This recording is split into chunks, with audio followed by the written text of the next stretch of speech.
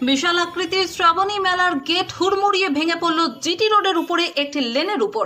যদিও এই ঘটনায় কেউ আহত হয়নি এবং নিহতও হয়নি। সিভিল ডিফেন্সের তৎপরতায় তড়িঘড়ি সকাল হতেই ভাঙা সেই গেট সরিয়ে ফেলা হলো। বর্ধমান শহরের বাঁকার মাঠে শ্রাবণী মেলার গেট করা হয়েছিল শহরের বিভিন্ন প্রান্তে। আগামী রবিবার 27 জুলাই মেলার শুভ উদ্বোধন।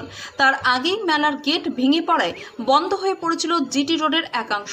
একই লেন দিয়ে যাতায়াত করছে টোটো, গাড়ি থেকে বাস। শনিবার সকাল থেকে তীব্র যানজটের শিকার বর্ধমানবাসী। ঘটনাটি ঘটেছে বর্ধমান পৌরসভার সামনে। জানা গিয়েছে, পৌরসভার সামনে জিটি রোডের উপর ছিল বিশাল একটি শ্রাবণী মেলার গেট। শুক্রবার রাতে ঝড় বৃষ্টিতে সেই গেটের একাংশ জিটি রোডের উপর ভেঙে পড়ে। প্রায় 15 ঘন্টার উপর জিটি রোডে ভাঙা গেটের অংশ পড়ে থাকায় যানজটের মুখে পড়তে হয় শহরবাসীকে।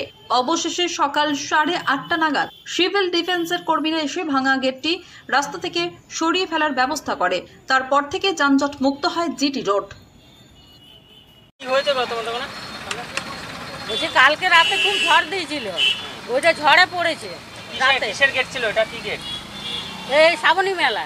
শ্রাবণী মেলার গেট? হ্যাঁ, এই রাতে খুব ঝড় হয়েছে। আমাদের তো এই ঘিরে রাখি চাদর দিয়ে দোকানটা, সেইগুলো পর্যন্ত উড়ে গেছিল। তারপরে দেখছি ওইটা ভেঙে পড়ে আছে, ফাঁকা হয়ে গেছে যে, তবে দেখছি যে ওইটা পড়ে আছে। আহত বা মৃত হয়েছে সেরকম? না না, কেউ কারো কিছু হয়নি, এমনি পড়ে আছে। এখনো তো কেউ আসেনি তো, ওইটা এখনো কেউ সরায়নি? না, কেউ সরায়নি।